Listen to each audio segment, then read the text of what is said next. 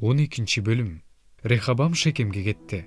Анткени аны такка отургузуу үчүн бүт Исрайыл эли Шекемге келди. Сулайман падышадан качып, дагы эле Мисирде жүргөн Небат уулу Жарубам бул жөнүндө угуп, Мисирден кайтып келди. Киши жиберип, аны чакыртышты. Ошондо Жарубам жана ысрайылдыктардын бүт жамааты Рехабамга келип, мындай деп айтышты: «Сенин атаң биздин мойнубузга оор моюнтурук салган.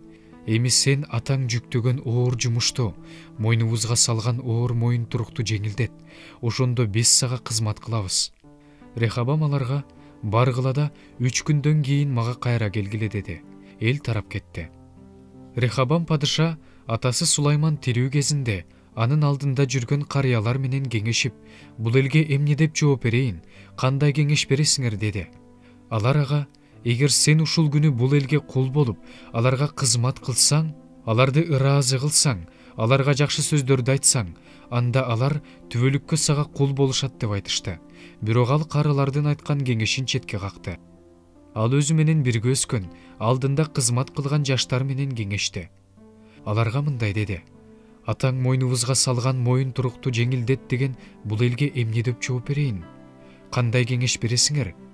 Аны менен бирге өскөн жаштар ага мындай дешти: «Атаң мойнубузга оор моюнтурук салган. Сен аны жеңилдет деп айткан элге менин чыпалагым атамдын белинен жоонураак. Атам силердин мойнуңарга оор моюнтурук салып эзген болсо, мен аны андан бетер оорлотом. Атам силерди камчы менен жазалаган, а мен силерди тикенек менен жазалайм» деп айт. Падышанын 3 күндөн кийин мага келгиле деген буйругу боюнча 3-чү күнү Жарубам жана бүт эл Рехабамга келишти. Падыша элге катаал жооп берди. Карыялардын берген кеңешин четке какты. Ал жаш адамдардын кеңеши менен: «Менин атам силердин мойнуңарга оор моюнтурук салган, а мен аны андан бетер оорлотом. Атам силерди камчы менен жазалаган, а мен силерди тикенек менен жазалайм» деди. Падыша элге кулак салган жок. Анткени Теңирдин шыйлоолук Акия аркылуу Небат уулу Жарубамга айткан сөзү ордунан чыгыш үчүн Теңир тарабынан ушундай белгиленген эле. Бүт ысрайылдыктар падышанын укпай койгонун көрүштү. Ошондо эл падышага: «Дөөттө биздин кайсы бөлүгүбүз бар эле? Жышайдын уулунда үлүшүбүз жок. Ысрайыл өз чатырыңа жөнө. Дөөт, эми сен өз тукумуңду бил» деп айтты. Ошентип Ысрайыл өз чатырларына тарады. Рехабам Жүйүттүн шаарларында жашаган Ысрайыл уулдарына гана падышачылык кылды. Рехабам падыша салык чыйноочулардын башчысы Адонорамды жиберди. Бирок ысрайылдыктар аны таш бараанга алып өлтүрүп салышты. Рехабам падыша Иерусалимге качып кетиш үчүн шашылыш түрдө майдан арабага түштү. Ысрайыл ушул күнгө чейин Дөөттүн тукумуна каршы.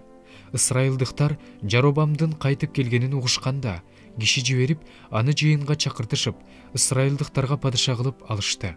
Дөөт тарапта Жүйүт жана Бенжемин урууларынан башка эч ким калган жок. Рехабам Иерусалимге келип, Ысрайыл уруулары менен согушуп, Сулаймандын уулу Рехабамга падышачылыкты кайтарыш үчүн бүткүл Жүйүт уруусунан жана Бенжемин уруусунан тандалган 180 000 аскер топтоду.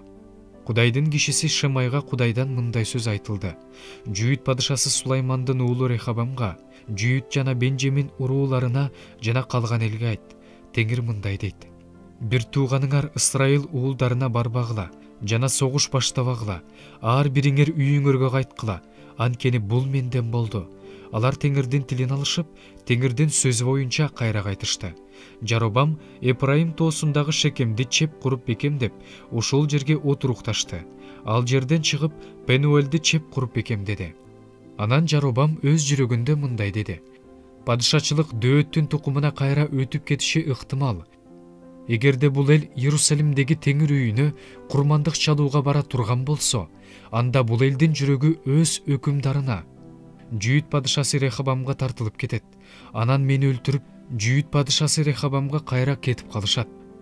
Анан падыша кеңешип, алтындан 2 буккачар жасап, элге: «Силерге Иерусалимге баруунун кереги жок. Ысрайыл, сени Мисир жеринен алып чыккан кудайларың мына» деди. Анын бирин Бейтелге, экинчисин Данга койду. Бул элди күнөөгө түрттү.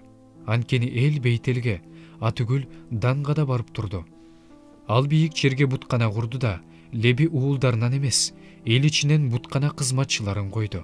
Жүйүт жериндеги майрамга окшош кылып, Жаробам 8-айдын 15-күнүн майрам кылып белгиледи.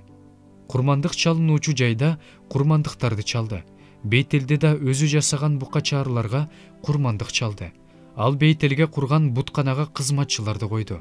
Ал Бейтелге курган курмандык чалынуучу жайда өз каалоосу менен белгилеп алган 8-айдын 15-күнү курмандыктарды чалды.